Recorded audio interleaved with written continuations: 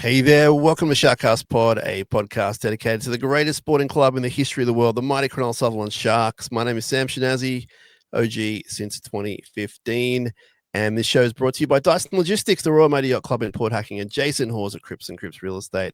Blessed to have on the other end of the line our good friend. He's a radio personality, he's an author, he is just an all-round swell guy, good buddy of mine, good buddy of yours, and a huge, huge Sharks fan. I tend to call him the biggest Sharks fan I know, and it offends everyone that I know and everyone that I don't know.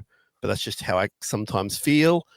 Clinton Maynard, welcome to the show, my friend, from Radio 2GB and the associated networks and everything you do. Welcome.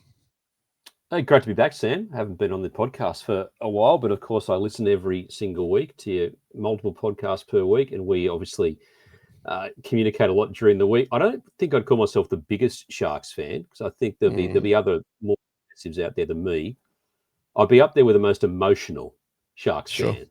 I reckon as we have a group text between all the Sharks cast presenters, and I think I'm the most emotional of the crew. I'm happy to confirm that, and there's nothing wrong with that. Someone has to be that, and that's one of your roles. And you fill us with hours of entertainment all year round. So we're lucky to have you on there. Now, tell us what's been going on in your life, in your world. Oh, well, it's funny. Once your team is knocked out of the NRL, of course, I'm a league nut. So, of course, I continued to follow it. I watched the grand final on Sunday night. It was a remarkable game of football. But it's amazing how your interest in the game just disappears when you lose the passion for it. Yeah. And as soon as we were knocked out, the passion just disappeared. So I probably listened to maybe say 7 or 8 league-oriented podcasts per week, and I listened to our football coverage that we provide on 2GB with a continuous call team. But I've just been away for a week up on the Gold Coast, and between the Sharks being knocked out on the Friday night and then the grand final, that's when I was away, I listened to your 2 podcasts through SharkCast, and that was about it. I just didn't have the desire to consume as much rugby league material once we were out of it. Now, I was still reading plenty about the wash-up of our game, but I just didn't really care who won the grand final. I have to say, Clinton, I relate to everything you're saying. I have to say that leading into the grand final, and everyone had that same feeling. There was no connection. We don't really care who wins. But I kept saying to everyone, and I wasn't alone, I kept saying it's going to be a really good game. It could be a classic. And I based it on the final series and the run that both teams were on as well. But just the way the final series went, like every game was pretty much a cracker. And the more the stakes went higher, the better the games got. And it's one of the best grand finals. I'm not really willing to say where I want to put it in my pecking order, but it was very, very good, very, very entertaining. And of course, starring the number 1 from Brisbane, who was just unbelievable. Yeah. So it kind of, for me, saved everything, because I watched it and just went, this is incredible. It was a great grand final. And I've been talking to my colleagues at work and mentioning some discussion of it on air. I think Brisbane won the grand final. I think Brisbane won the premiership when Adam Reynolds was injured on the same night that Ezra Mann was injured against the Melbourne Storm at the back end of the season. And that might seem a little curious why I'd say that, why losing their captain won them the premiership. But from that moment on, Reece Walsh stood up. That's when Reece Walsh, they didn't lose a game after losing that night against Melbourne. But from that moment, Reece Walsh was the one who was the kingmaker in that team. And I think he had to stand up once Reynolds was out. And even if you look back to the win against the Panthers the previous Sunday at Suncorp Stadium, I was actually thinking Reece Walsh was having a fairly quiet game. And that coincided with Reynolds coming back into the team from his injury until he threw that pass in the last moments to win the game. Of course, he pulled it out of nothing. And that's not to say they wouldn't have won the premiership had Reynolds been there the whole time, but there's no doubt Reece Walsh was the key to the side, and he lifted dramatically once Reynolds was out injured. Yeah, he's the sort of player that I've never really fully believed in, and that's because I base what I like in a player on what I see. and then I look at data, and then I go back to what I see. Mainly what I see, not so much the data. And for all the good stuff, he's one of those players that did bad stuff as well. But in the last 5 weeks or whatever it's been ridiculous. And in the Penrith game, he missed a conversion from in front, which would have sealed the deal. But then he set up the try and da-da-da-da. So it was only good stuff. And the grand final was near perfect. So, I mean, we're not here to talk about Reece Walsh, but it was, I thought, a nice way to end a very entertaining year. Well, the fact that he wasn't just scored. I mean, the try that he scored was a tough try. It wasn't just his razzle-dazzle. There was razzle-dazzle within it, but it was actually a lot of effort and heart and physicality. But he saved 3 tries as well in the course of that game. And there's already, lots of comments about Will Kennedy on the forums in the last couple of weeks, and Will Kennedy couldn't do that. But, Walsh is a superstar. There's no question about that.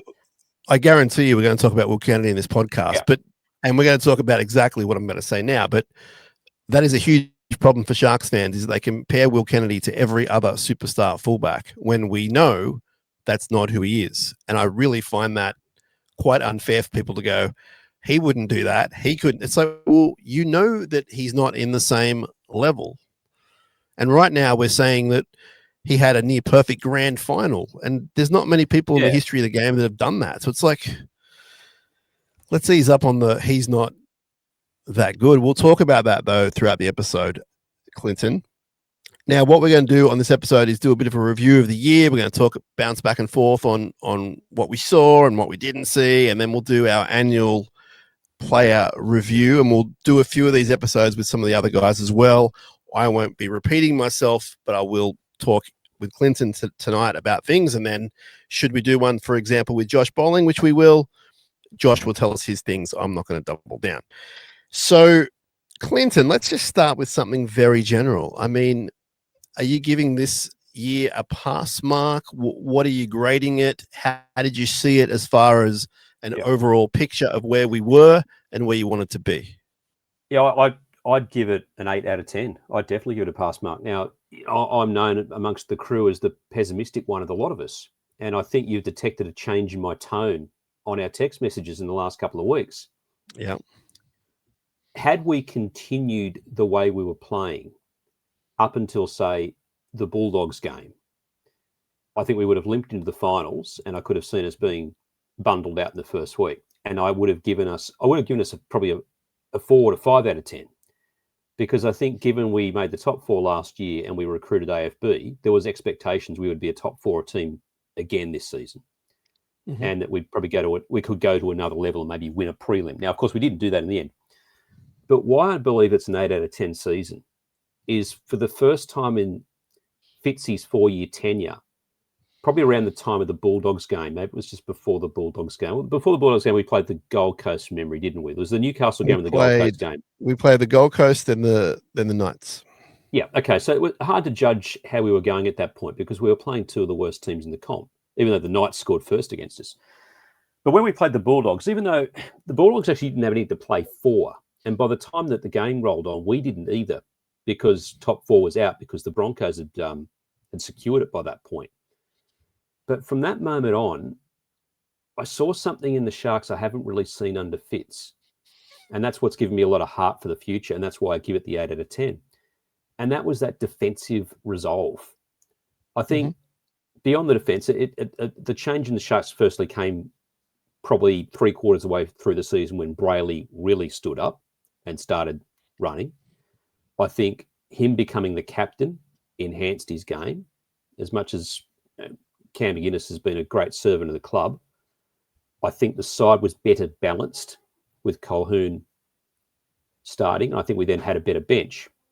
But from that Canterbury game and then, of course, against the Roosters and the Raiders, it hit me in the second half we spoke at halftime at Shark Park about the Roosters. And I was a bit ho-hum about how we were going.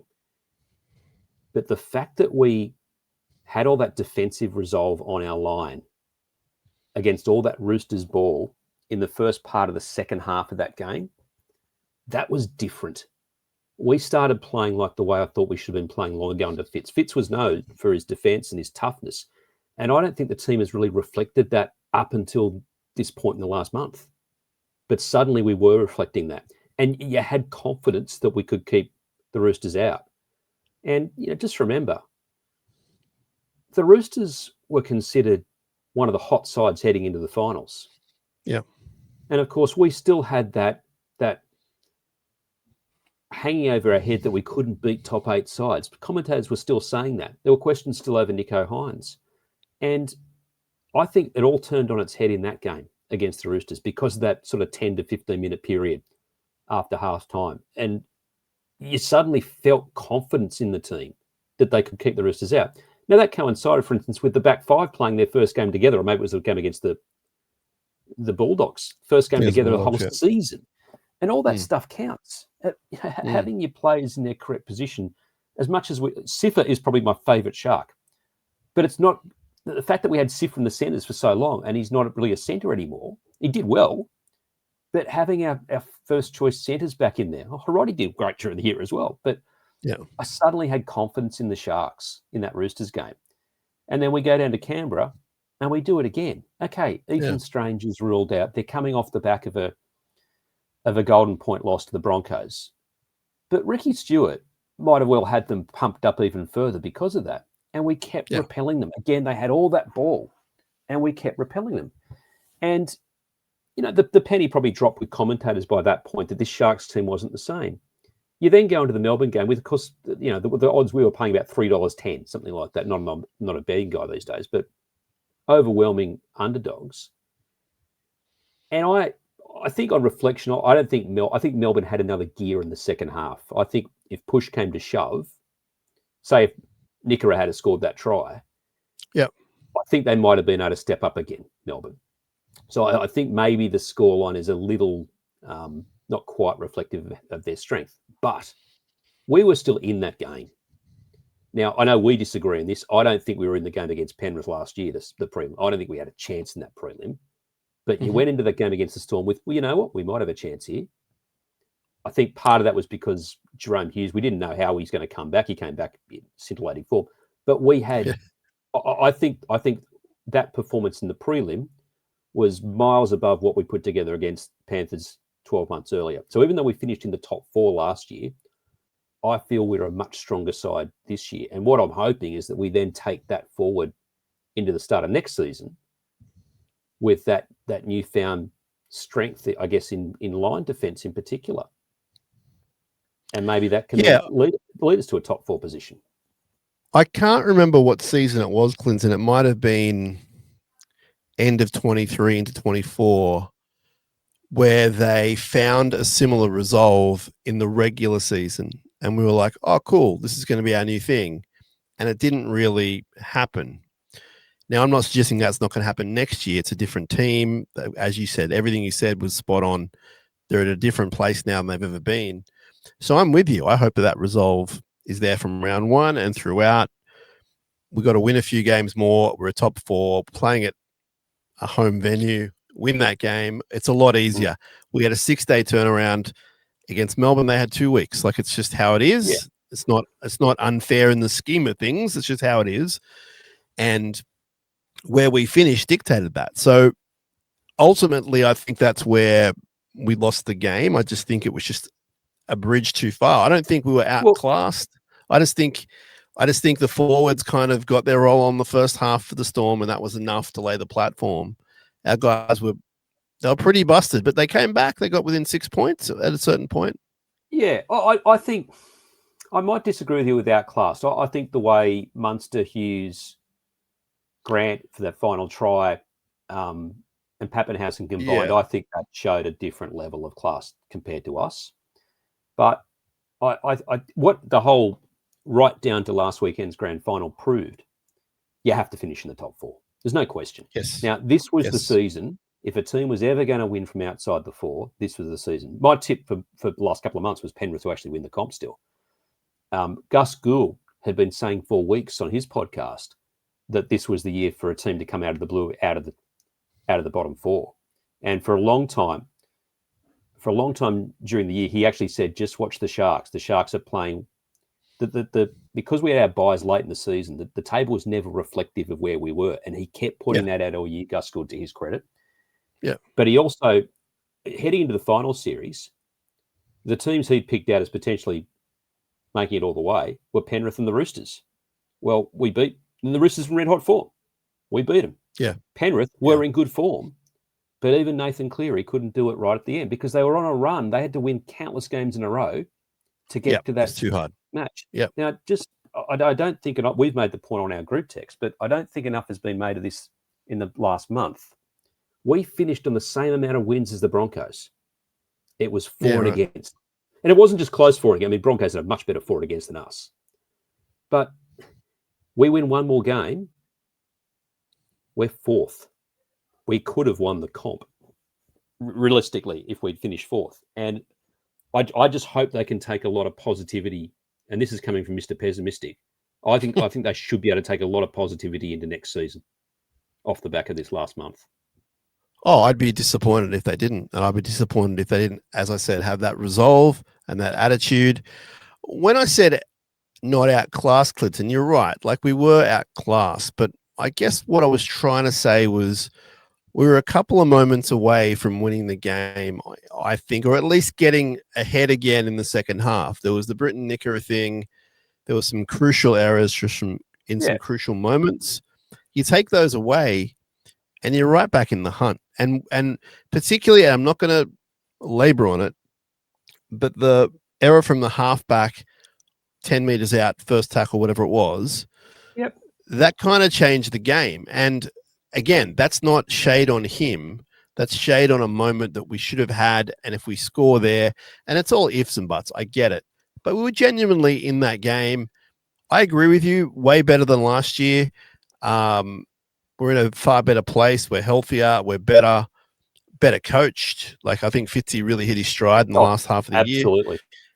And I think it all bodes well for next year. Now, I've kind of learnt my lesson. I'm not going to say that obviously we'll make predictions for next year when the time comes, but I'm going to be realistic about it a little bit more than what I was this year. This year, I was just like, oh, we're going to be top 4 and we'll probably make a prelim, and, like, what, I get it. But to be fair, I'm not going to say, oh, we might finish 7th. Like, I have high expectations still because of what we learnt this year. I also think, and we'll get into it in a second, but I think that some of those losses are extremely avoidable, and some of them they will definitely learn from. And if you figure that they're not going to make those mistakes again, they're going to finish higher. Yeah, and I just bear in mind, though, and we all say this as supporters and critics say it as well, that, oh, if only we won that extra game against the Raiders where we lost on the bell, or the Dragons or the Roosters. I can't name off the top of their head, but there'd be also games that maybe we shouldn't have won that we somehow won. Happens to every team in the year. It goes the other way as well. I just one point there, and I know we're not reviewing the loss to Melbourne because that's been done. We can do whatever you want, my friend.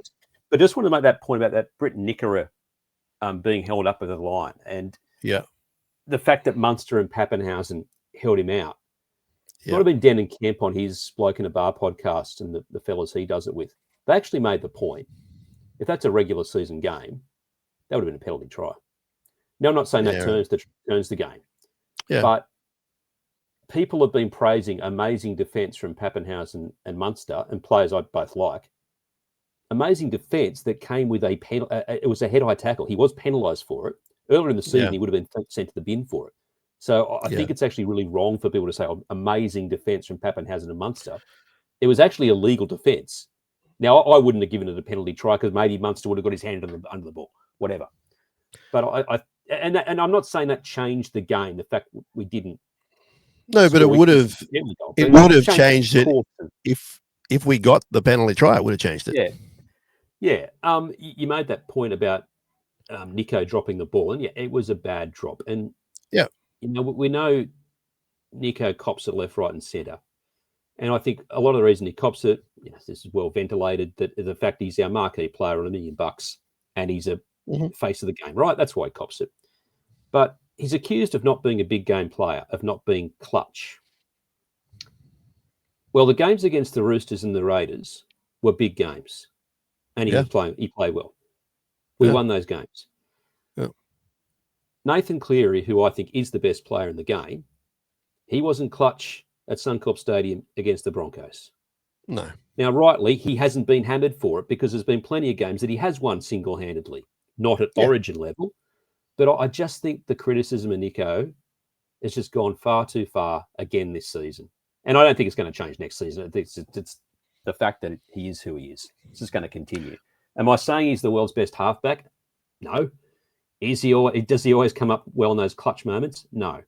But the criticism has been that Nico Hines can't lead us to a grand final, can't lead us to a premiership. The criticism was that he couldn't lead us in big games. Well, seriously, if that's the analysis, you're forgetting what happened against the Roosters and the Raiders. We won big games for once on the trot. I have a huge problem with those statements. Like, we can't do this with this person. We can't. Like, I dispute a lot of that just because of how you're simplifying moments and the effort it actually takes from 17 guys to do something. Yeah, you need a leader. I get that, but we're 15 minutes away from another grand final. And there are moments you can look at, but there are other moments, as you say, where in other games these players are lights out. And maybe in round 3, the player someone is criticizing won us the game. It's like we don't get to where we are without these guys as a collective. And I know sometimes this podcast, Sam, as you know, can be criticized for being too positive, right? Sure. But I know you tell it like it is, but you're a positive sort of character. I'm not a positive sort of character. We know that, particularly about football. I'm a natural pessimist. And probably 3/4 of the way through the season, I was saying to people, we're stale. People like Braith and Astor were saying similar things, that we need change. And there still may be some room for a little bit of change, because I felt the coaching staff maybe was a bit stale. The team was a bit stale. But full credit to Craig Fitzgibbon, because he turned it. I'm not saying he needed to turn it around, but he certainly convinced me otherwise at the back half of the year. And I think a little bit of tweaking for the squad's going to be a good thing. But I just feel the criticism of the Sharks can't win big games, don't have clutch players. One team wins the comp every year. There are 16 losers. In the end, we finished in the top 4 after the final series, and that's a good season in my regards. Now, Clinton, I've got the draw results in front of me as a list. Yep. Did you know? I thought the answer was 3, but the actual answer is we didn't lose more than 2 games at a time this year. So for all the belly aching and crying from people like you, like me, like our listeners, we didn't lose more than 2 games at a time. Now, I know people look at the Souths game and go, oh, it felt like a loss. Okay, I get it. That's fine. But my point stands. They didn't lose more than 2 games in a row. Yeah. I think certainly the negativity from me as a supporter about the Sharks, mid-season or during the regular season, it came from games like the Roosters, right? It was a horrible game, the one on the Central Coast where the Roosters didn't have their players. When you put a performance like that in, you can put it down as a one-off. I know it was heading into a bye from memory. Yes. I think it was heading into a bye. And we'd had that, which I had been critical of all season, the fact that we went to Vegas and then had a very hard run. I felt that was shooting ourselves in the foot. Funny thing is, by the end of the year, I'd sort of changed my tune, and then I think maybe it toughened us up to go down to Canberra and not to be afraid to go to Canberra, or to go to Melbourne and not be. I think that actually helped. I think it probably did contribute to some of the losses, to be honest. And we've heard people like AFB say the same thing. But I think it may give us some mettle. But I think what upset a lot of people was you play like that against the Roosters heading into the bye. And then I sort of put that down and, look, they've been on the long run. They're looking at the bye.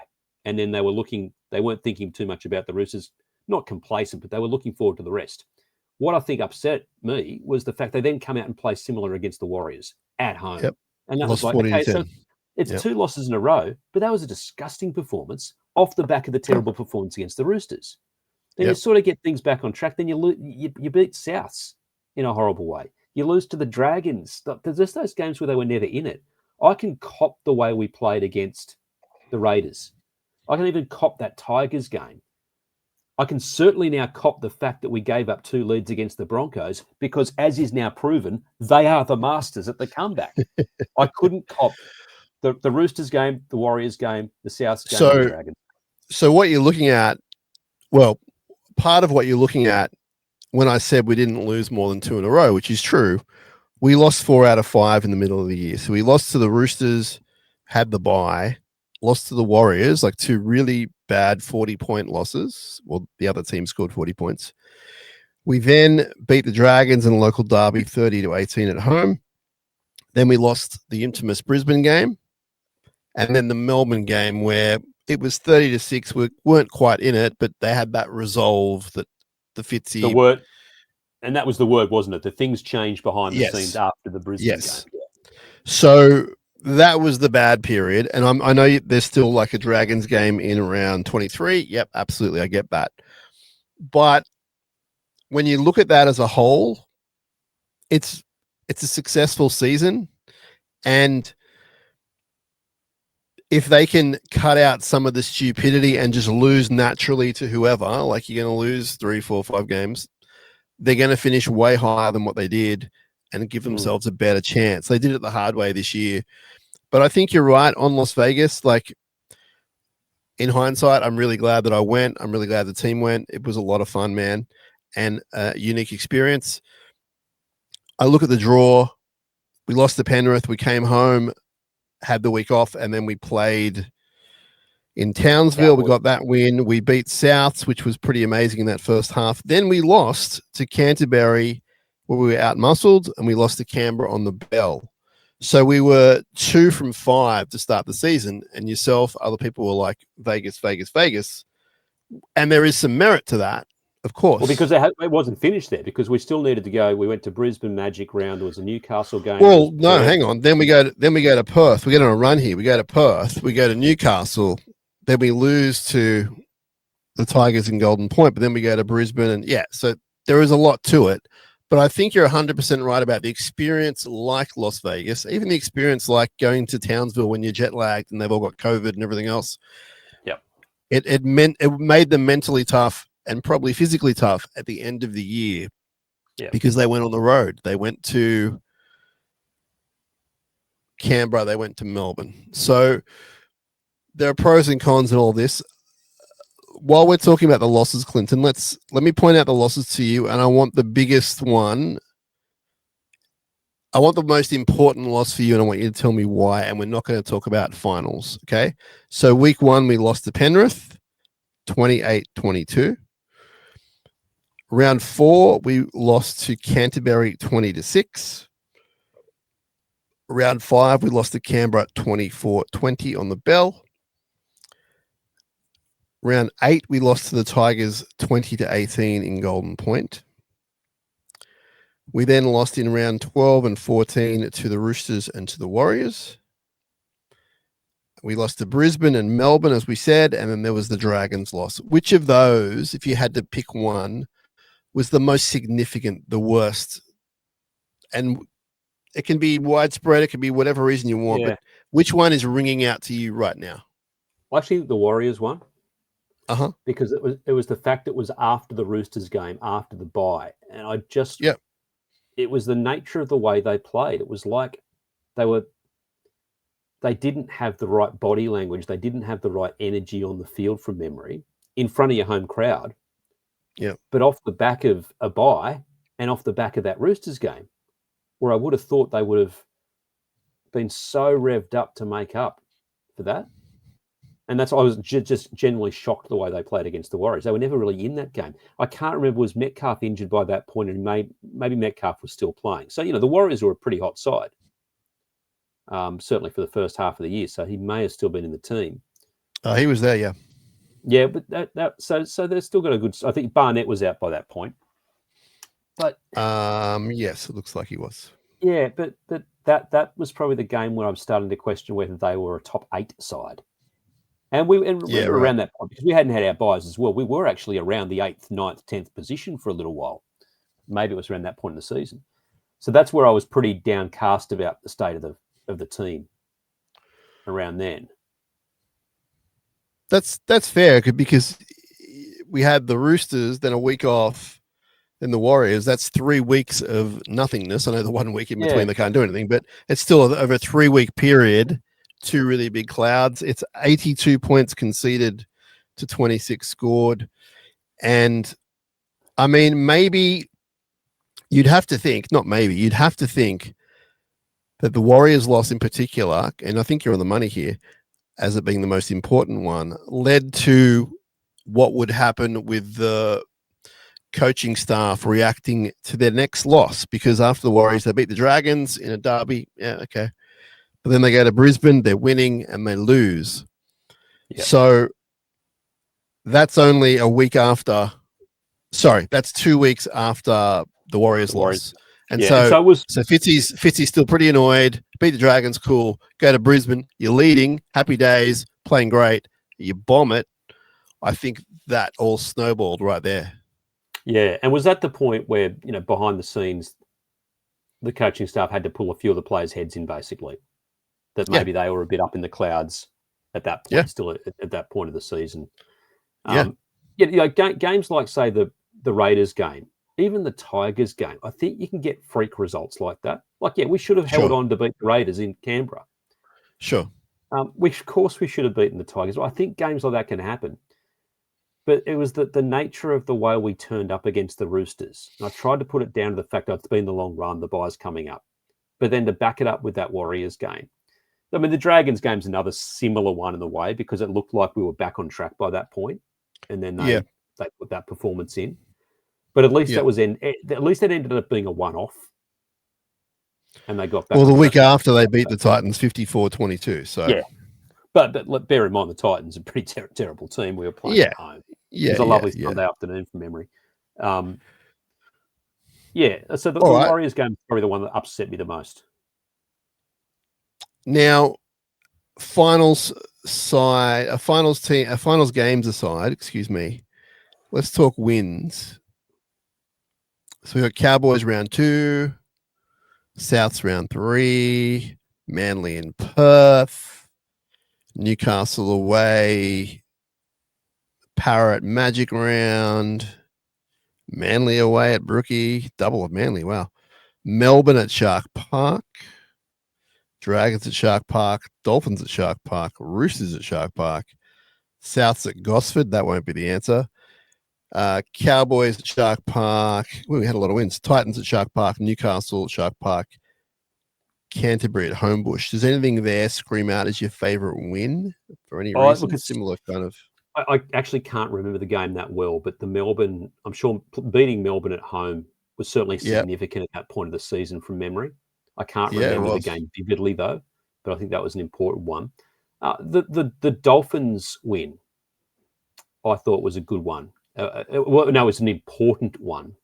And, it's been said now plenty of times that maybe that's the moment Toby Rudolph saved the season. Yeah. In the second half.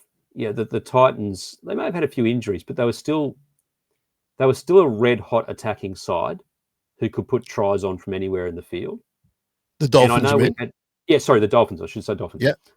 And I know we had a fairly, you might class, easy run into the semis. What really pisses me off, and sorry for my French there, is that some critics were saying at the end of the season, the Sharks draw, soft draw. That's a load of crap. We had one of the hardest draws in the league because of all the and hats off to Canberra, they did the same thing. Yeah. We had one of the hardest draws for the first half of the season with all the travel and the quality of teams we were playing. So yes, we ended the season playing the likes of the Titans and the Knights, but the lead up to that was horrific. But I think that Dolphins game was important. I mean, it was certainly important because had we lost that game, we were in real trouble. And the Dolphins were a good team. I feel sorry for the Dolphins for not making the semis this year. They were a good team this year. And probably with some fewer injuries, they would have made the finals. So I think, I'm trying to think, I think I was just standing on the hill. I just got back from a trip, a holiday trip, and I'd come back that day to go to the game. So that one sticks in my memory as one of the good ones. So the Melbourne game, we won 31-26, but that was when it had all that sort of Ronaldo carry on and Coates, and they put Dan Atkinson out there. What happened there? Someone go off? Something happened to... I think did Stone Street went off after 22 minutes. And so Atco came on, and that's when Coates scored that famous try. He played in the centres, yeah. Yeah, so that was that game. And it ended with the big monster kick, and then they took Ronaldo's head off, I think Pappenhausen, and we weren't sure what happened. It was very emotional, very kind of heated, but a great win. The one for me, Clinton, that sticks out, and it might be recency bias, but the Bulldogs game away where we won 24-6 and had that amazing possession stat. I think that really got them on their way for the Roosters and for Canberra, because Canterbury, it could be said they weren't playing for much, but actually the Sharks weren't playing for much either, but they both went out there and they just went for it. I think they were both pretty full fit teams. They had pretty much, Sorrello could have rested players because they were in the top four. Yeah. They couldn't lose third spot from memory.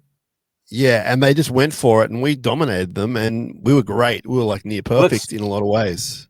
Yeah, as I was saying a couple of minutes ago, I felt that was almost the turning point of the season, heading into the finals games, because that's where I sort of saw that defensive resolve. And I agree. I think that was an important game. If they'd lost that going into the finals, I think everyone, the players, everyone would be on a bit of a downer going into it. But the fact that they won so dominantly as well, and it's not like Canterbury weren't trying, and Canterbury was sort of on the downwards slope, I get that, but they were still a great team. So to win like that, come home against the Roosters, play like that, I mean, we're not going to include finals games, but I think for me that was a very important game. But yeah, I'm still so happy that we didn't lose more than 2 in a row. Under Fitzgibbon, we haven't lost more than 3 in a row. If people are wondering why that makes me so happy, it shows the consistency in the team. Like, you're going to have these moments where you do win 4 out of 5 games. You lose 4 out of 5 in the middle of the season. Okay. But he gets them back. We're in prelims. We're going close. I know close isn't good enough. I get that. But you'd rather be in this position than a lot of other positions, Clinton. Like, they're in a very healthy spot. Absolutely. But they've also, and this is where some of the critics are sort of pointing the finger at us, is that we've made another prelim. We've been another, let's say, a top 4 quality side, basically 4 years running. Yeah. We're not changing our squad. We've pretty much had the same squad for 4 years, bar, Moylan after the first year and then AFB coming in now. Yeah. How do we go to the next level?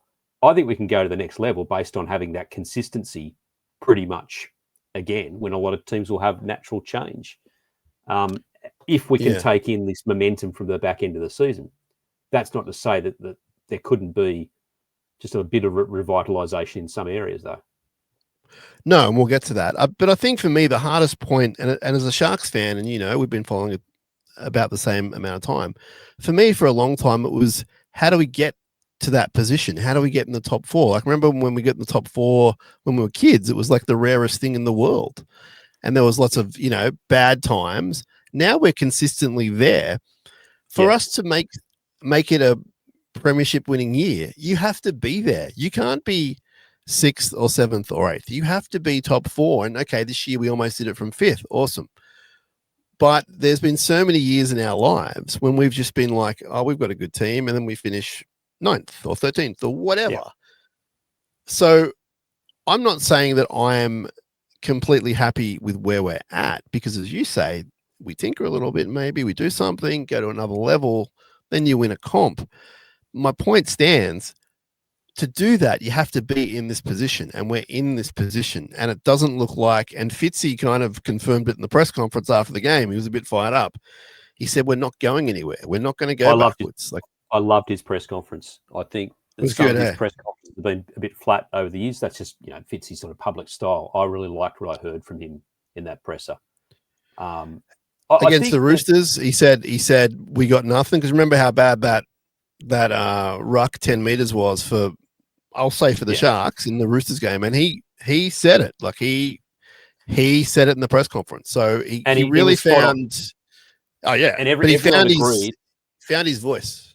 And everyone agreed with his analysis of Ashley Klein's. I hate bagging refs, and I hate listening to podcasts and interviews that spend the whole time bagging refs. I think he hated saying it.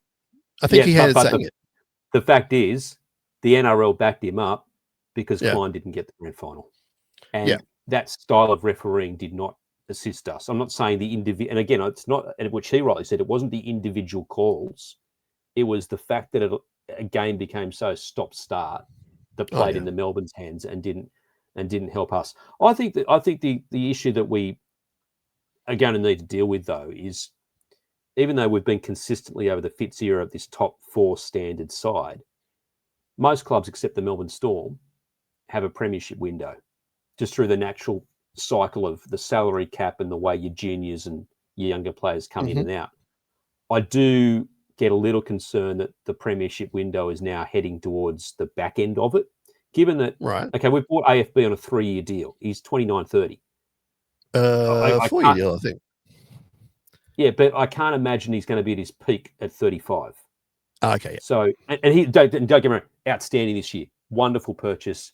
Happy to see him win the Player of the Year award, even though I thought Brayley would probably win it. Yeah. But I'm not saying he's coming to an end, but he's pretty much at that peak. Right. Brayley's still improving a bit. No, Nico's heading towards 30, even though he's not got a lot of experience as a halfback. I think there's an opportunity to make a grand final here in the next sort of 1 to 2 years. Once that goes on, we're then going to be looking towards some of those younger players in the lower grades who show a lot of promise, being the next generation. So I think there is a window open at the moment, and we need to be jumping through it, I reckon, in the next year or so. Yeah, I agree. I agree with that. Now, let me run you through where we finished as far as some of the stats go that matter. We finished second for average run meters per game. So second, only Penrith had more meters per game than us. What else can I show you? That's the best attacking stat for us. Everything else is kind of top 10, top 5. Defensively, though, which is where it matters. Go ahead. Yeah. What about kick meters? Because it felt like while you point out that run meters was strong, it would often feel in that battle of field position that we weren't winning it. And I don't have stats. I was wondering whether that was because our long kicking game from Nico and Trindle wasn't quite up with the competitors. We were overall 6th most kick meters, so not too bad. South were first and they came, second last. So sometimes these things don't correlate. But defensively, second fewest line breaks per game. 4th fewest tries and points conceded per game. 6th fewest meters. 6th for fewest missed tackles. The one where it probably cost us a game or two, you'd say the Canberra game early on, was offloads. We conceded the 3rd most offloads, so we need to sort of tighten that up. We received the most penalties, and we gave away. What did we give away? We ended up giving away, like the 5th or 6th most. So we could probably improve there a little bit, but got the most penalties per game, which is pretty huge. So, statistically, there's a lot of good things. There's not a lot of bad things. The offload conceded is pretty horrifying, but there's not a lot of bad stuff. And essentially, they're a top 3, top 4 defensive team. So, if you can improve on that just a little bit, you're right in that pocket. Yeah. Well, it's interesting what you say about kick meters, but also penalties. I suppose that when you're watching the game, you just naturally feel like you're being penalised to hell, but clearly we're not. It seemed that our completion rates improved a lot late in the season. So we against the Bulldogs, we had this 90% completion rate. There was one. It was like 90. It was like 94 or something. We ended up on an average of 81%, which is about 5th best. So Warriors had the best, and again, South Sydney had 2nd best. So it doesn't mean necessarily, but obviously, the more you have, the better it is. And the Roosters traditionally have had bad completion rates, and they were 2nd worst. So there you go. Finish in the finals. Yes, so that's kind of a few stats there. Now, I know you don't like talking about this stuff, Clinton, but do you want to give your program a little bit of a plug? You don't have to if you don't want to. I host the 2GB Drive Time show, which we call Sydney Now. 3 o'clock, Monday to Friday on 2GB, 873 on your AM band, but a lot of our listening's done online now via our app. So it's a hardcore news and current affairs program. Dealing with all the big issues of the day. So, it is politics and crime and all the shenanigans that go on in Sydney, but we try to have a bit of a lighthearted look at some some issues as well. Mark Guy's part of the program. He comes on the show every day at 5:30, and some other regular guests throughout the week. So it's pretty good fun. Now we like talking about music. You've had Tim Finn in recently from Split Ends and Crowded House and Tim Finn fame. Yeah, I'm fortunate that I get to speak with a few musicians over the course of time, actors and actresses, and yeah, it's great. Tim Finn was, geez, a nice bloke, really nice bloke. You never quite know what to expect with some musos, whether you might get them on a good day or a bad day. Sure. But Tim Finn was awesome to talk to. I spoke with Ivor Davies from Icehouse a little while ago. Ian Moss came in the studio a couple of weeks ago. Yeah. And it was a pretty good interview, but it probably wasn't until after we turned the mics off. It was a pre-recorded interview. And we started talking guitars because I'm a bit of a guitar collector and a guitar nut. And once we started talking guitars, he really opened up and telling me about his 1963 Strat and all that sort of stuff. But the highlight just bear in mind, everyone knows what 2GB style's like, which I sometimes think is a bit, people don't quite understand what the modern 2GB is like. Nevertheless, probably the highlight for me of the year was interviewing Tim Rogers, who's my favourite Australian band of all time is UMI. I think Tim Rogers is a songwriting genius, and he and Rusty Hopkins, the drummer, came in studio much earlier in the year now before their Sydney concert, and were very generous with their time. And unfortunately, I couldn't play I had to edit the interview down quite substantially because my show's pretty fast paced. But I spent about 20 minutes with them, and it's one of my career highlights, being able to talk to people you've pretty much idolised. And now, even so, you talk to them once you're off there about guitar and how do you play this chord and how do you play that song? It's pretty cool. We should point out that your show is also on a podcast feed. So if you look up Sydney Now or Clinton Maynard, even 2GB, you'll find it on all of your favorite apps. And they do this cool thing where you can get the whole program, but then you can also get just little snippets. You'll put up 3 or 4 different kind of clips a day, and it's interviews, it's maybe a news grab. Yeah, the live radio world is particularly live news talk radio is very different to the podcast world, where I still don't quite understand why many people listen to the podcast of it. To be honest, because a lot of people do. Are you saying because the moment's gone? Because so yesterday afternoon, for instance, we were spending a bit of time on the program, so we're recording this on a Wednesday evening.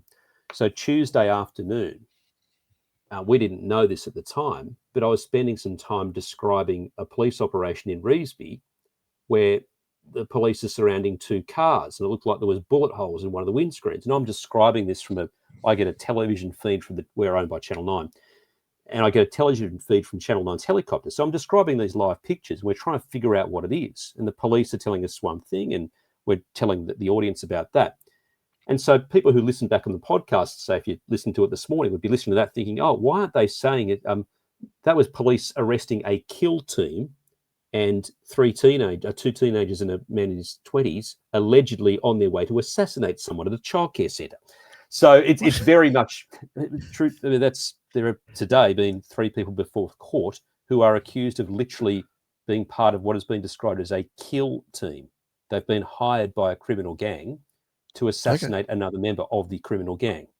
The police remarkably had intelligence and were able to intervene. This is broad daylight. Heavily armed police were able to stop this happening, which is just astonishing. But my point being is I was describing this as it was all going on.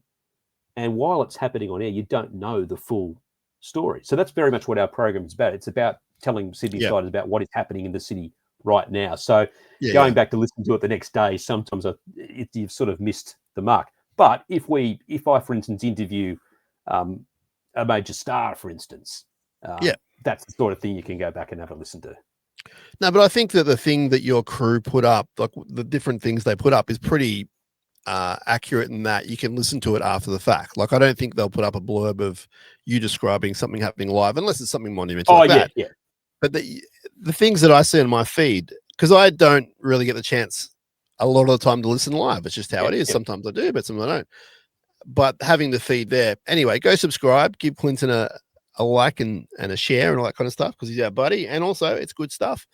And yeah, without getting deep into it, I think you're right, Clinton. I think that certainly someone like you brings a different vibe to what people might know, what they think they might know as that station to be like. It's something that it's sort of, okay, I've been around news talk radio. I've grown up in news talk radio. I spent most of my years at the opposition station to 2GB, 2UE. But both those stations for many years, and I know this sounds all a bit old-fashioned these days, they're these old AM radio stations, but a huge amount of our listening is actually done digitally these days anyway, whether it's via our apps or podcasts. But, we have that reputation of being these far-right, extreme radio stations, and there is a fair bit of government bashing on it. But, let me tell you, we spend half the time bashing up the Liberal Party as we do the Labor Party because the Liberal Party is pretty hopeless. Now, we bash up the Labor Party too, but it's genuinely, people think, oh, we're instructed to say certain things by our overlords, and nothing could be further from the truth. The amazing thing about the way talk radio works is that our management employs us based on what our knowledge is, our experience, our integrity, which I think we do have, and how we go about presenting content. They don't instruct us what to do. I get lots of feedback, but they don't tell me, you've got to say this about Anthony Albanese. I've interviewed Anthony Albanese on the program twice in the last 6 months. He's not coming back at the moment. Doesn't want to come because it's not an election. But equally, I had Mark Speakman, who's the New South Wales Liberal leader, sitting next to me in an OB outside Broadcasting Clamour 2 weeks ago, and I was saying, I said directly to his face, Speako, you're not going to be the leader in 6 months. How do you respond to that? We give it to the lot of them basically. Yeah, I mean, I will say that if you turn on at the wrong time and the wrong host, but that's the thing. My point is, not all the hosts are like that. So, you're obviously, and if it's not obvious, I'm telling everyone you're not like that. So, anyway. my instructions when I was on the overnight program last year, which is you probably heard me more often when I hosted the late night program than the daytime programs. Yes, and my instructions were that, can you provide the audience with a bit of relief from the hard-hitting style that we've probably become accustomed to on the radio station. So I actually try to take a bit of a lighter, you might say I take the piss a fair bit. What I love about that, Clinton, is the world has just gotten harsher and darker and more troublesome every moment since you got on. I know that, a lot of our audience might have particular feelings about the Gaza issue and the Middle East issue. And it's really hard. You try to take a lighter approach to some things, and then you come across something awful that you've got to report on, and that makes it really hard. Well, thankfully, you and I are going to review the players of the Cronulla Sharks, and we had a great year, so it's not going to be too dark, although we will touch on some things we need to touch on. But thank you to everyone for letting us talk about Clinton's work, because it's very important to him, but more importantly, it's very important to me as the host of this episode to let my friend talk about his work, which he works very hard on. Now, let's go. We're going to go alphabetically. You okay with that, Clinton? Go for it. And people who have heard this year on year, and they're going to hear me give a guy 7.5 every time, but we're going to do it alphabetically, and we're going to just judge them on this year, and that will be that. And we'd love to hear your thoughts, of course. So Dan Atkinson, he played 16 games, only started 1, scored 3 tries, and for a while was very important in filling in some holes. I will go first and just keep it a bit briefer, and I'll let you go on with your thing, Clinton. But I think Dan Atkinson was much maligned, given that he was always on the bench, and he probably didn't want to be on the bench. Occasionally it worked. A lot of the time it didn't really seem to be that beneficial. But I thought that he did the absolute best he could. I'm going to give him a 7, and I wish him all the best. I think he'll actually be pretty good for the Dragons, and we saw recently he can be pretty handy in the halves. I'll give him a 7. What are your thoughts? I'm going to give him 2 scores. Okay. I don't know if I'm breaking the rules here. I'm going to give him a score for the first, How many rounds are there in the season? Is it 27? Yeah. I'm going to give him a score for the first 26 rounds, and I'm going to give him a score for the 27th round. Okay. I'll give him a 7.5 for the game against the Bulldogs. I think we saw what Dan Atkinson is capable of when he plays in position, when he starts a game. The rest of the season, we'll give him a 5 out of 10. Now, that is not the fault of Dan Atkinson, but he's not a bench player. He plays in the halves, maybe fullback, maybe. And I feel sorry for him that he was misused. When I say misused, I understand why Fitz had him on the bench for a chunk of the season. I'm glad that didn't last. But we never got to see Dan Atkinson play until the game against the Bulldogs. So that's why I'm giving him a 7.5 for the Bulldogs. The rest of the season, it's a 5. But that's not a criticism of him. I think it's good that we didn't actually have injuries between Nico and Trindle, so they could start really building a combination. And we sort of saw that in patches in the year, but I think we saw it, in a final series, they can work well together as a combo. I think that if one of them had been injured, it would have been a blessing to have a Dan Atkinson ready to step into their shoes. It's just it didn't come to that point. Next up is the now captain, Blake Brayley. He's the Iron Man, one of the 4 Iron Men that we had. Played 27 games. He captained 5 of those, the last 5. And he ran for 1,025 meters. I'm going to give Blake Brayley a 9 out of 10. And I just love what he's doing. I feel he can get even better, which is why he's not getting a 10. Maybe that last game is a little bit off when we needed him to be a little bit on. But otherwise, no complaints. He's a kangaroo now, or he will be any second. And just a fantastic effort year on year on year now. It's not a fluke. We now know who he is, and we can do a lot of things with this guy. I'm giving him a 9. What are your thoughts? Yep, I agree. 9.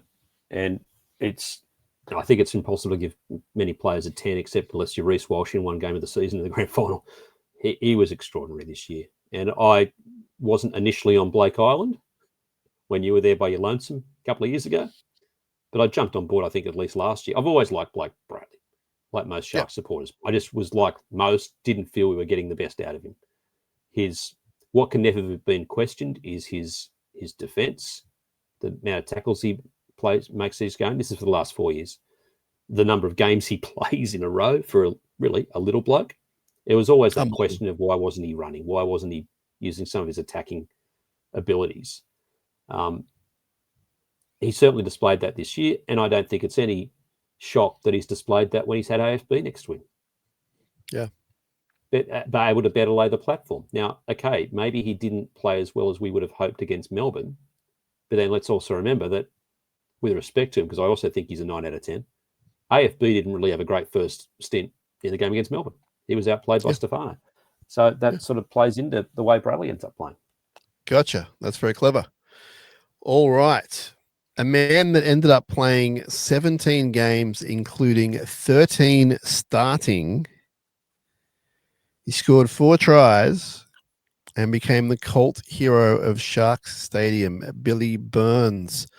I was really impressed with this guy. He played out of his skin. It was a little bit surprising. And I think he got us out of a few holes at some really important times, particularly one in a game against Canberra. And I'm going to give Bill Burns a very strong 7.5 out of 10. I want to go 8, but I'm not going to. There were a few sort of defensive lapses here or there, but other than that, certainly no complaints. And I'm very fascinated by what he can do moving forward. What are your thoughts on Bill Burns? I broadly agree with you, Sam. I'd probably give him, say, 7. And I'm a pretty hard marker. Maybe the first half of the year where he's just a bit in and out of the team, it was just a bit blancmange, maybe. I mean that in a nice way. But certainly the back half of the year, he was absolutely outstanding. And the fact that, and I think it was the right decision. I know some have said, Nickera maybe should have come back for the final game of the season. I don't think there's any way Fitz could drop him, drop him back to the bench after the way he played against Canberra and the Roosters and back after the, I think it was the right call. He Yeah. was outstanding. And the fact that we've probably got him on his new contract, I think it's only another 1 year deal, but again, pretty cheap. It's one of those great. You need players like that who. It's the same with Sibasaki for the Broncos. Okay, Billy Burns hasn't made the Australian side and the Origin side, but it's a little bit similar in a way. Yeah, it is. It is. You're right. And you need players in your squad who outperform their salary, what they're taking up in the cap, and he does that in spades. And if we had to make room in the cap because suddenly, I'll just throw this name out there, Jaden Campbell was available to play fullback, and we had to move some players on. Now, I like what Nickera does. I think he maybe goes missing sometimes, but I'm assuming he's on very good coin. If another club came along and say, okay, we'll pay his full wage, you don't have to subsidise it. Yeah. But this means you can put Billy Burns in the pack and have Jaden Campbell playing fullback. I'd put my hand up and take that deal. That's how highly I now rate. So I think a lot of Sharks fans do Billy Burns. Yeah. All right. A man who is grateful to get through 18 games this year, 5 starting, and he ended up being our starting lock, Mr. Jesse Colquhoun. I was pretty impressed with this guy. He's come back from a well-known injury, plays, I think, with a maturity above his age, beyond his age and experience. And I think he really is the future of this scrum pack. I really like what he does. I love his heart, love his desire. And I'll give Jesse Colquhoun, I'll give him an 8 out of 10. I like what he does. I think we need to see some more. Maybe some more minutes might be good. But I'm that high on this kid. What are your thoughts, Clinton? Yeah, I'll give him a 7.5. So just a little bit above Billy Burns. And again, I probably think the first half of the season was just a little bit ho-hum, but maybe that's because he's coming off the bench. He was returning from, was an ACL last year, I think. So he's returning from long-term injury. It was something, broken foot. But he was out for the season. Why I wouldn't give him higher is because I think there's going to be a lot of capacity for growth in him. What impressed me is the fact that we lost our captain and our lock who can make 60 tackles in a game if necessary in Cam McGuinness. And I genuinely feel with Colquhoun starting, and we were lucky that we basically then had a full forward squad except for Tommy Hazelden, I think it then just allowed a better balance in the team. And I think that's down to Colquhoun being able to step into the forward pack run-on side. And maybe he's one of those players who's a better starter than somebody off the bench. I was really impressed with the way he finished the season. So great hope for the future that he's going to be the sort of player that's going to be an 8 and a 9 in the future. Yeah, for sure. Let's go to the big fella, and I'll let you go first with Addin Fonua-Blake. Another Iron Man, played every game. What are your thoughts on Fonua-Blake? I gave Brayley a 9, not a 9.5, didn't I, from memory? Yes. It's Fonua-Blake exactly the same, 9. Okay. So often you see clubs make these big marquee purchases and they don't quite meet expectations. I think he's met expectations. I think he's been outstanding. I thought Brayley would get the Player of the Year award. But when I saw AFB won it last week, I wasn't disappointed. I think that was still well deserved. I think that, I think maybe some fans were a bit disappointed that maybe, we didn't see enough of the footwork. He scored a couple of tries, but I think we were expecting him to be this try scorer close to the line all the time. But you saw the way, it's like the post-contact meters he would make game after game. And I think that's what we've lacked in the forward pack. Yeah, we've lacked a forward leader. I think maybe where there's been some criticism of him from some Sharks fans is they were expecting him to be the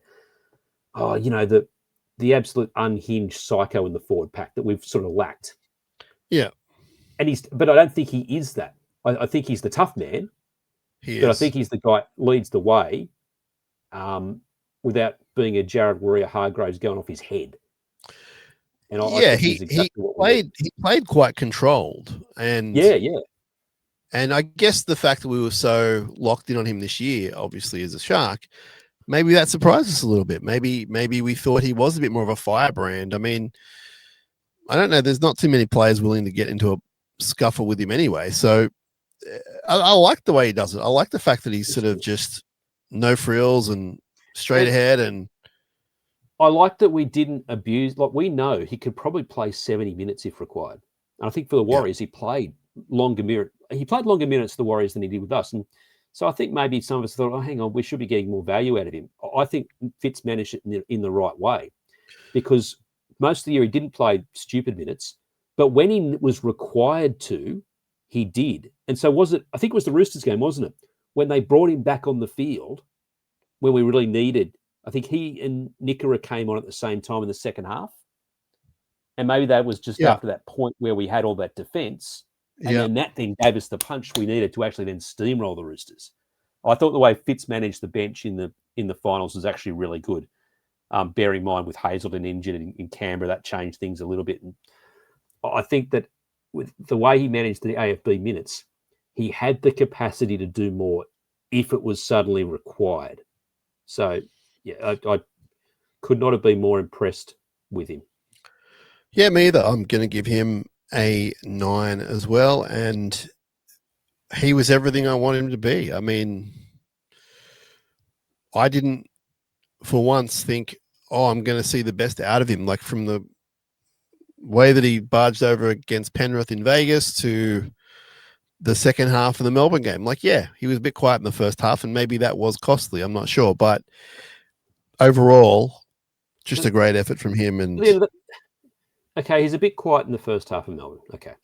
And Stefano played his best half of football. He played the best game of his career, Stefano. But what happened a week later in the grand final? Stefano sort of went missing. Like, but the top players, they're not consistent. They're human beings. Yeah. And more often than not, AFB stood up for the show. And it's just consistent. Was he injured at all during the season?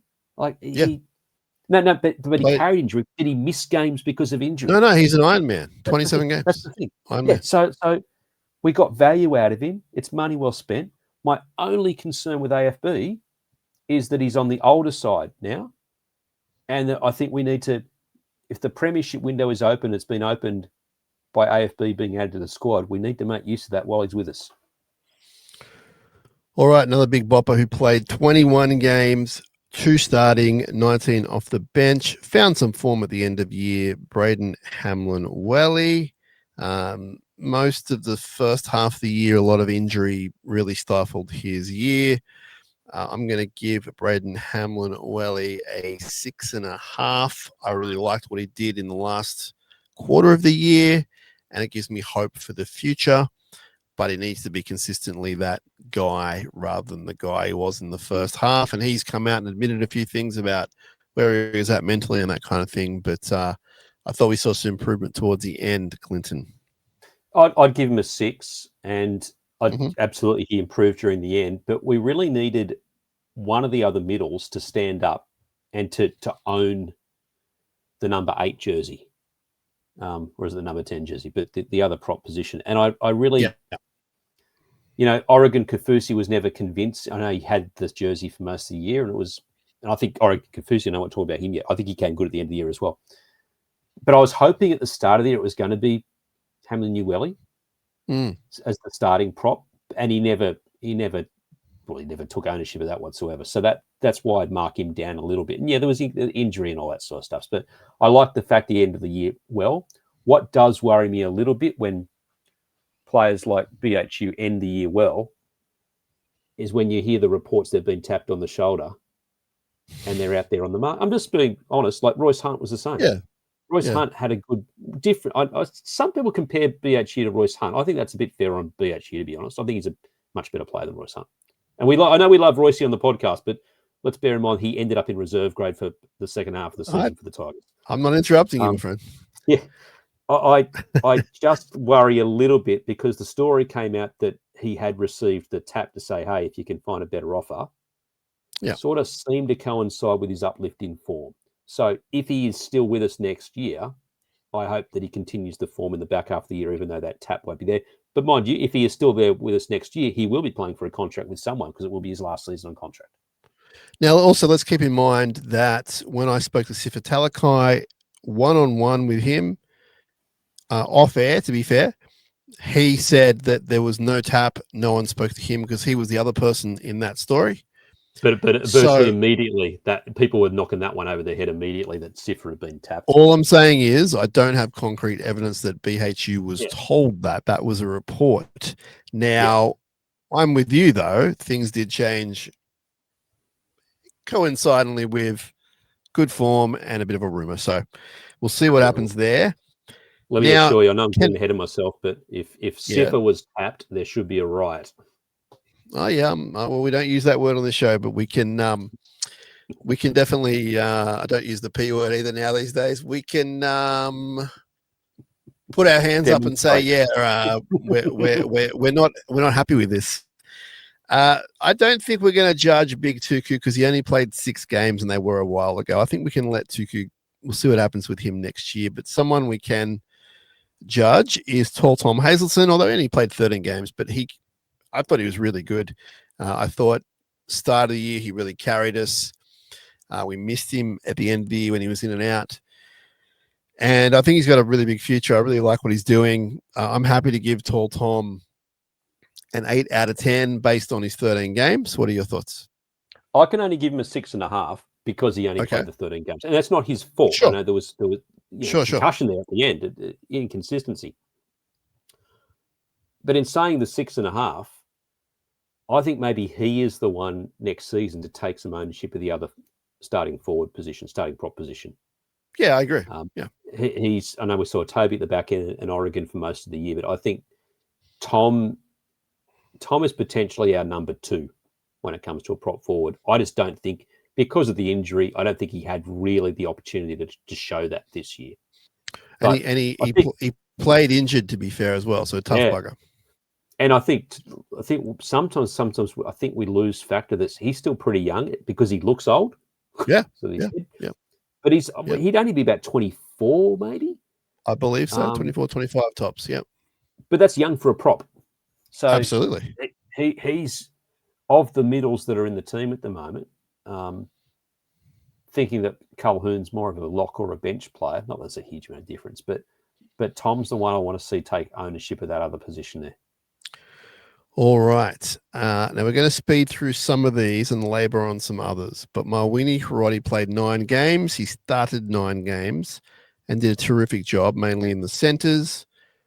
And I hope he sticks around. I'm not on top of all the contract stuff at the moment, Clinton, but terrific player, terrific club man.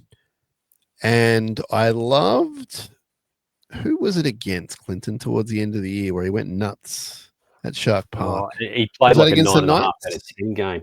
Was it against the Knights, maybe? I think it was against the Knights. Or was that Kale's return? Let's just say it was maybe the Gold Coast, I think it was. But anyway, we saw him play some really lights out footy. And I'm not going to rate him, but I just think he's super reliable. And I really love the fact that he's risen so far.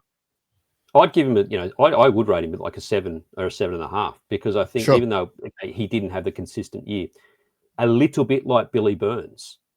He's been around the squad a little bit longer than Billy Burns. And previously it was like, he makes 1 game a year, plays in Perth against South and scores a couple of tries. I think when he's not on, I think he's one of those guys who's a centre because he was caught out. Yeah. Was it the Roosters game up in the Central Coast? He played on the wing and was out left a couple of times, which is what happens against the Roosters. But when he played centre, even though I said earlier in the podcast that it was great to have our back 5 back on the field altogether at the end of the season, but you had some confidence with him in the centre as well, whether it was filling in for Ramian when he was out late in the year. It might not have been ideal when we had Hiroti and Sifa in the centres to have 2 fill-ins effectively, but again, if Ramian was to put his hand up and say, I've been given this massive offer from North Queensland, they're going to pay me $800 a year, do you mind if I go?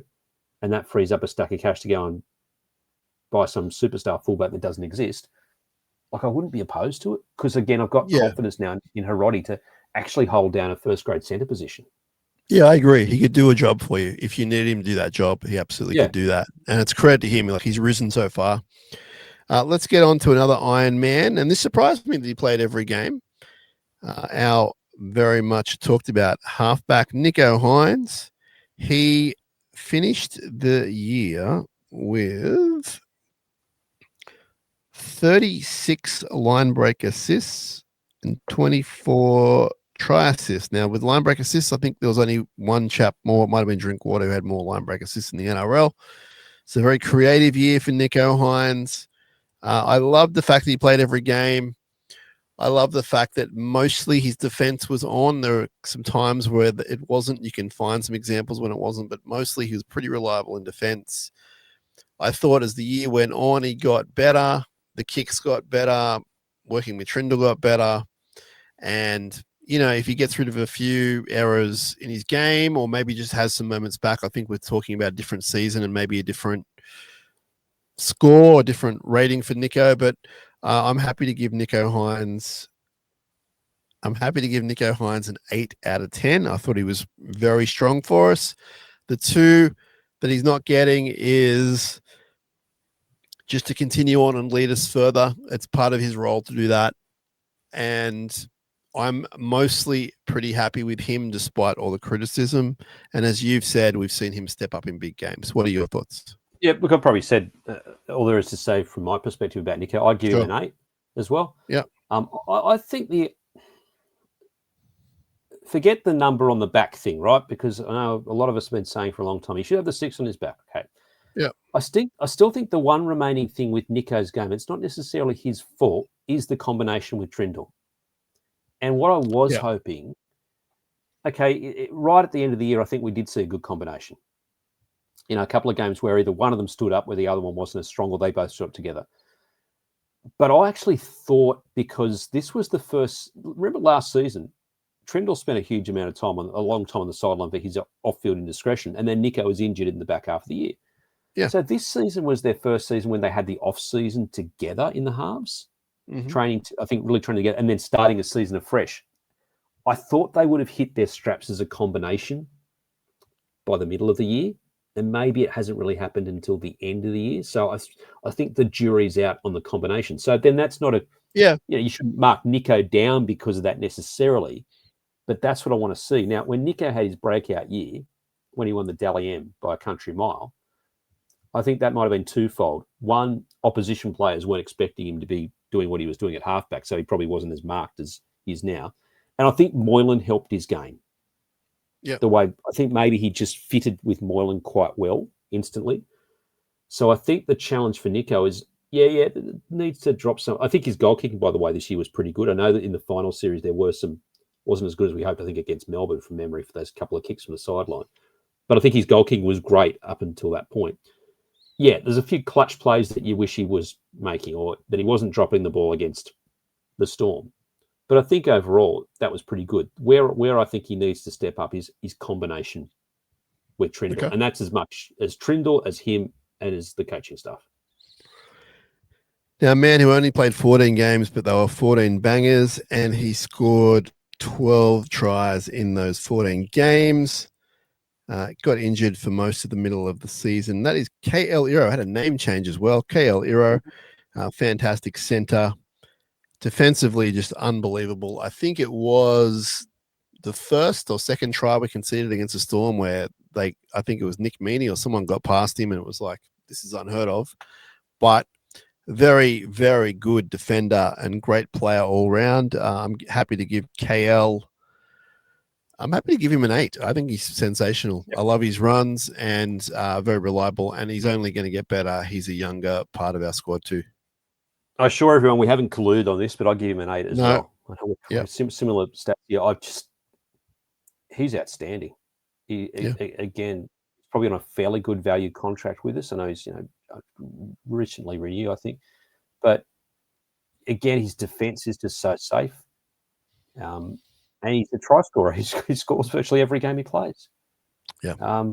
great player for us, and he's got a long-term future for us because he's still reasonably young. And I know we've got some good centres coming through, but I think he's going to be a fixture for a long time to come. Great season. Even though, again, he only played the 14 games. I think we really missed him when he was out. Absolutely. Another man who missed the first, let me do the math, I don't know what it is, 12 games at least. And that was, is that right? I don't know. You guys can work it out. Sione Katoa, who got injured in the trial game against the Warriors, ended up playing 15 games for us, scoring 7 tries. And again, there were some games where he wasn't himself, but I thought overall another really solid year for Katoa. And what I noticed is that the bigger the game, the bigger the Katoa. And I don't know if that's a coincidence or not, but he really rises to the occasion in the big game. So love what he does. I don't know what the timestamp is on Sione at the moment from a Shark point of view. If he's got 2, 3, 4 years, I don't really know how they're viewing it, but I'm only judging on what he's doing now. And I give Sione a 7.5 out of 10. Yep, I'm again agreeing with you, 7.5. I think that there was plenty of hype about Stone Street, and some of that was from our mate Dan. Yeah. And I thought, and he had that opportunity in the first half of the season to really cement the position. But then, he was injured. Sione comes back in. I think there's a lot of growth in Stone Street, and I'm glad he's re-signed, even if it's just a 1-year deal for now. But when Katoa came back into the team, the first game that he played, he was actually out from memory. I can't remember who it was against, but he was outstanding. And people were saying, this is what we've missed while he's been out. The problem was he then regressed. He has a fair bit of inconsistency from week to week.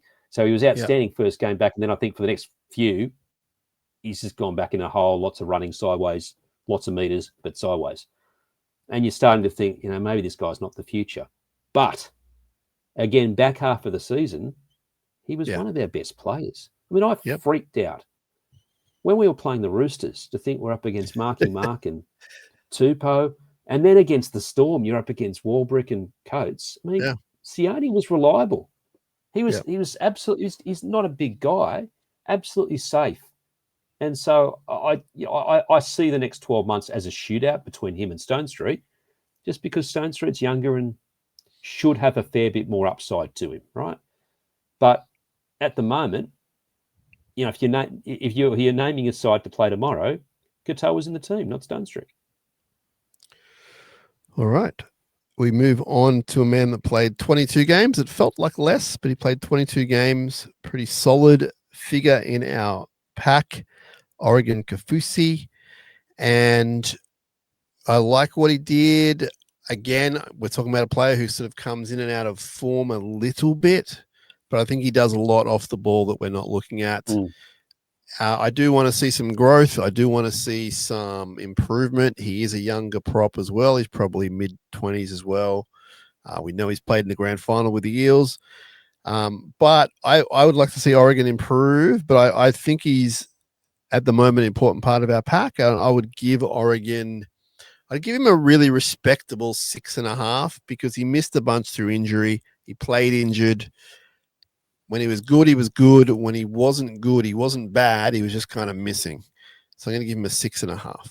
Yeah, I'd probably give him a 7. And it's probably not for the first half of the season, but I think when he was missing, I think we sort of noticed it a little bit in defence. And was it against one of the finals games he wasn't named in? Maybe it was Tom was back for the Raiders game. That's right. I thought he played really well off the bench against the Roosters. I think he did some really good things defensively. And I like Tall Tom. And when he missed out on being in the starting side against the Raiders, I was like, is this just a bit of a risk?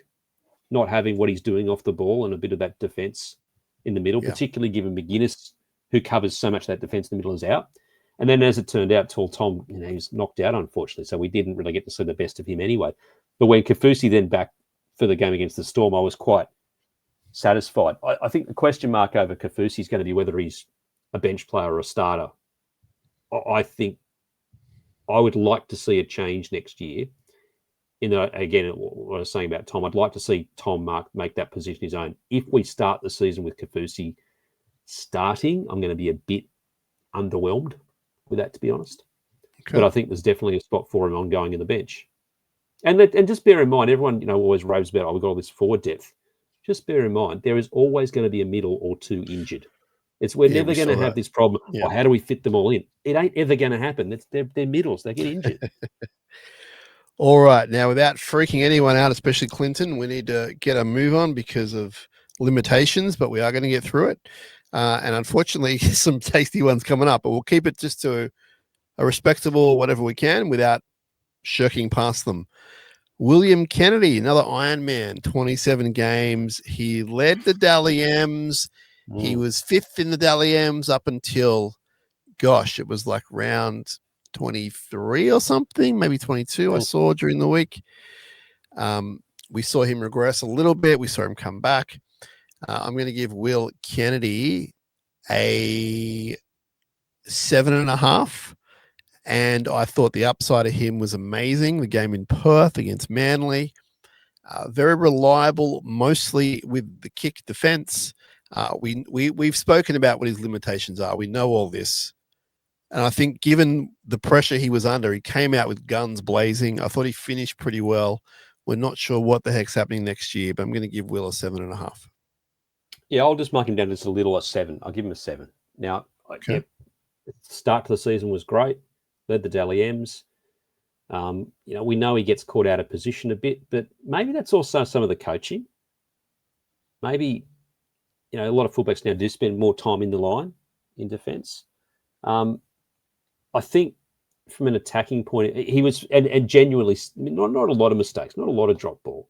It's just notice when he drops the ball, it's damn noticeable, I guess, as it is with most fullbacks, and because he's a bit of a whipping boy. But generally, he was safe. Yeah, I think probably I think everyone agrees we'd love to see some more speed in the team, and we'd love to see if there's going to be a change in the spine. That's probably the spot there can be change in. But and maybe it's sort of Moylan not being there anymore. And I know I'm going back now 4 years. Yeah, Kennedy had a really good season when Moylan was 5'8", when they did the slingshot move. And I know the other teams didn't get used to defending the slingshot move, but we probably haven't seen him in his attacking best since then. And what happens in the future is, I think, so much dependent on how Ison recovers from an ACL, to be honest. And as things stand right at the moment, I'd be re-signing him on a 1-year deal. And maybe that's the deal that's in front of him, which he's hesitant about. But I think a 1-year deal would be ideal for all parties because it allows us to compare him to Ison. And it allows Will to go to Perth if Perth want him after a year.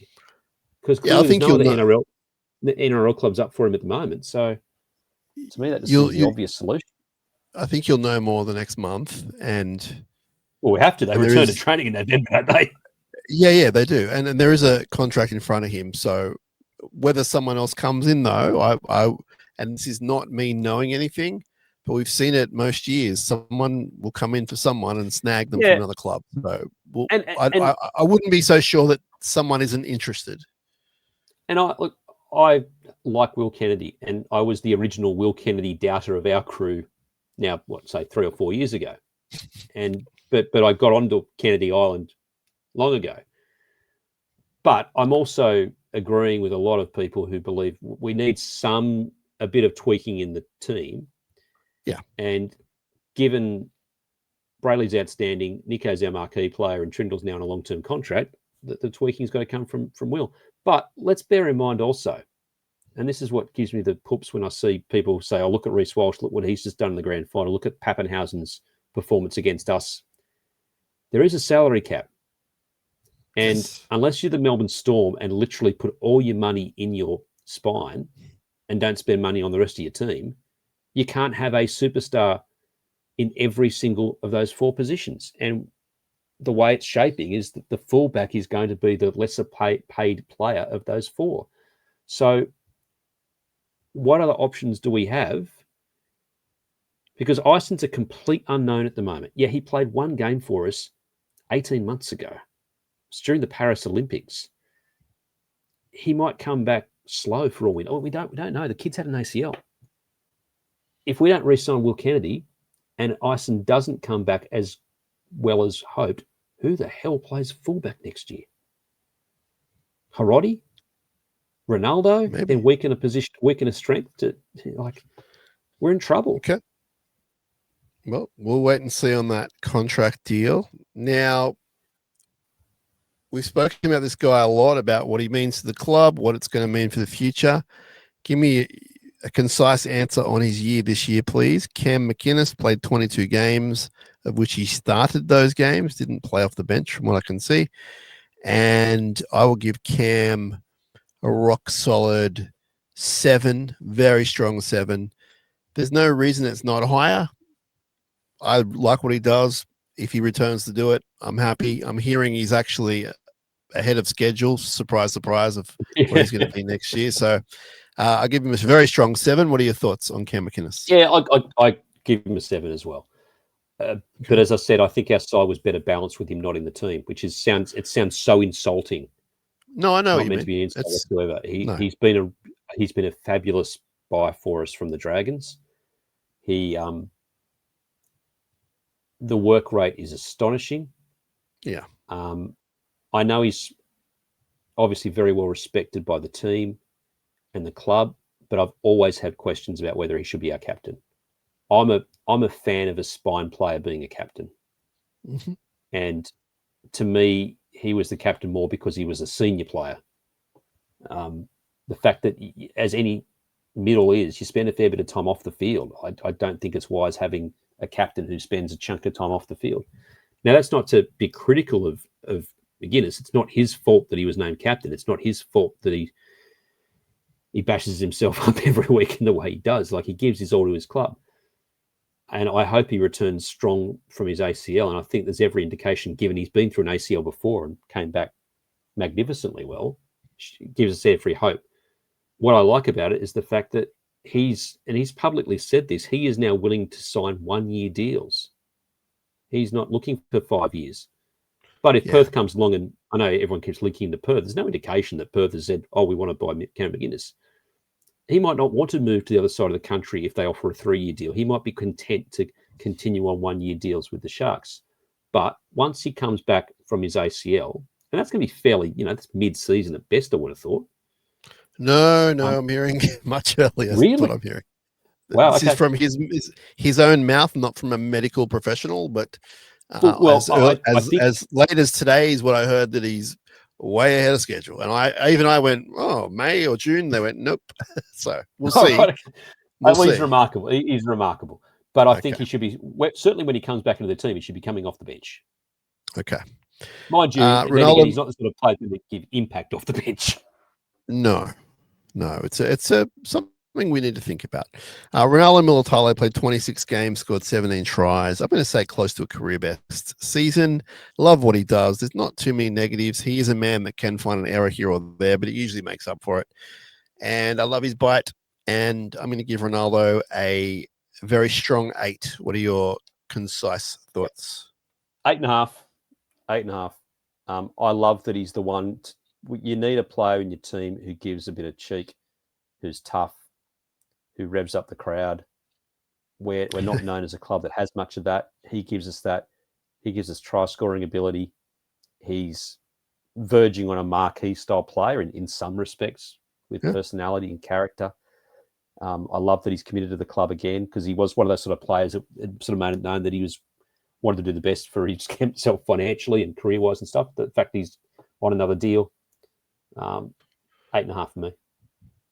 I think he'd be a Shark for life, just quietly. Next up, we have a man that missed 4 or 5 games towards the end of the season, unfortunately, through injury and then through suspension. Britton Nickera played 23 games, 20 starting, 3 off the bench, quite infamously. And interesting year for Britt, coming off a very good year last year.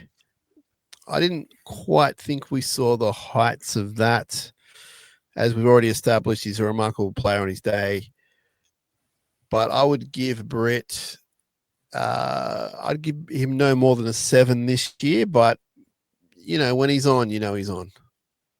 I'll give him a 6. I think it was overall not a great year for him. Mm-hmm. I think, of course, we know he's the best line runner in the game.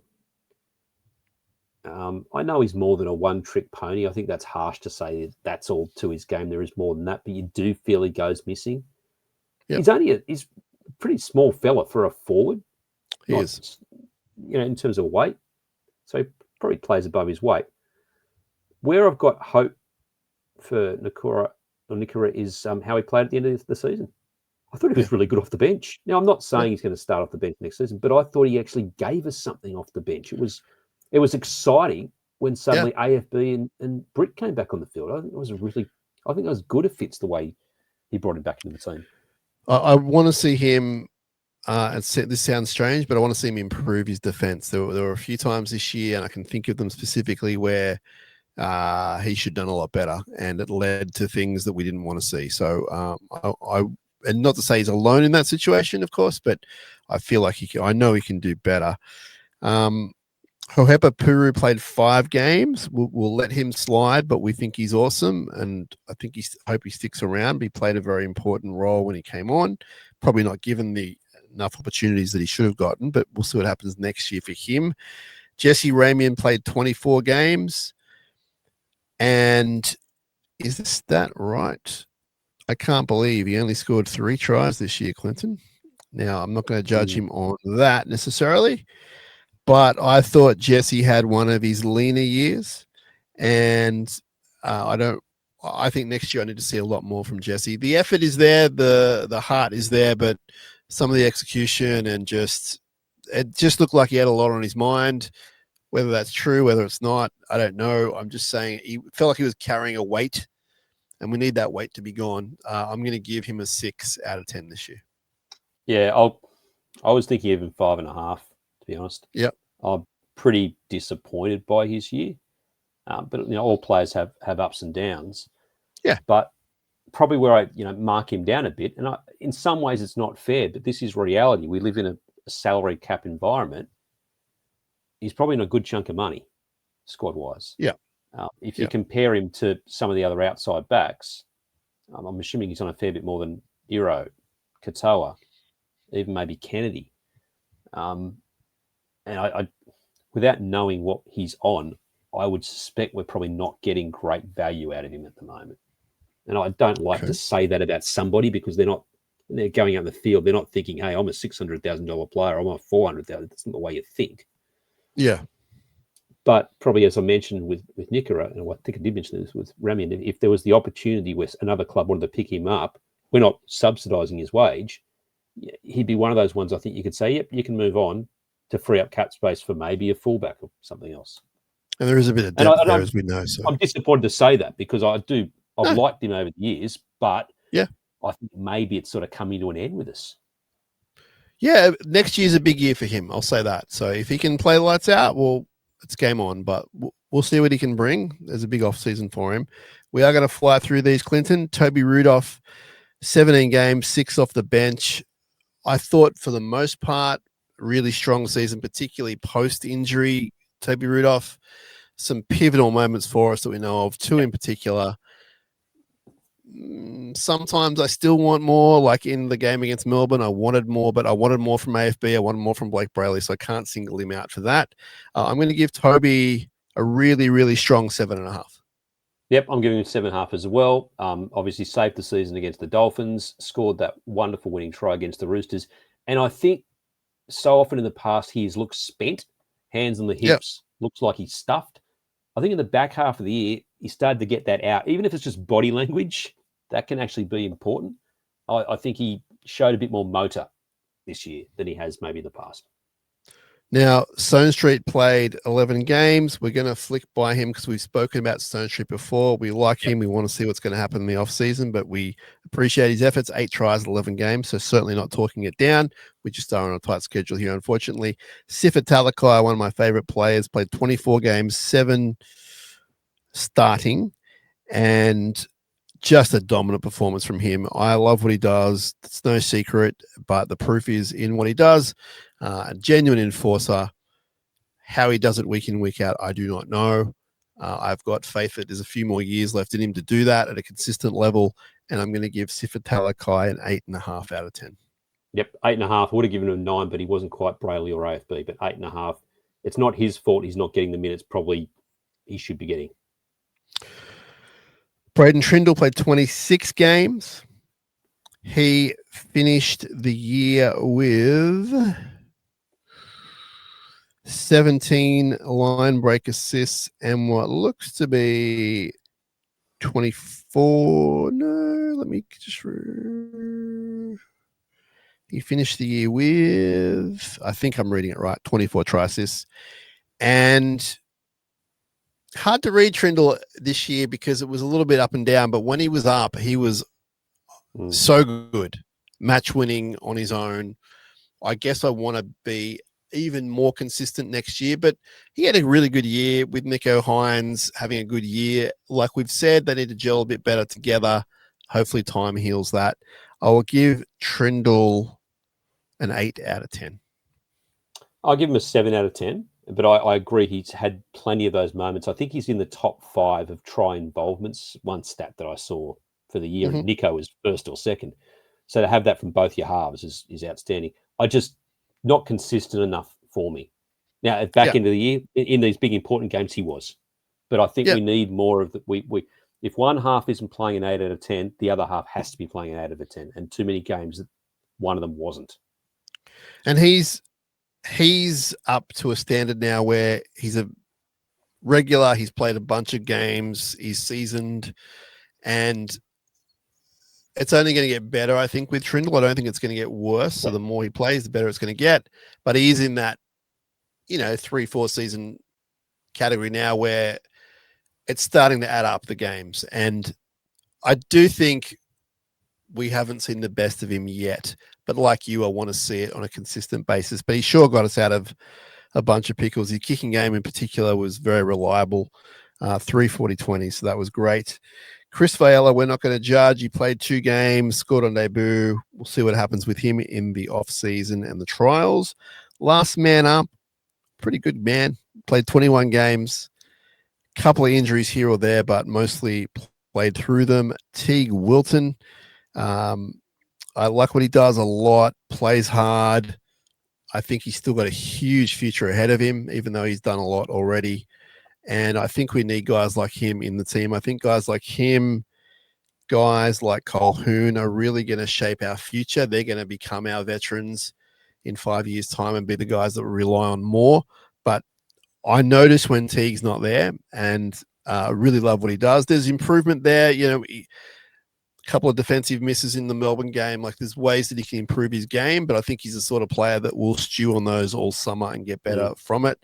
I'm going to give him a super strong 7.5.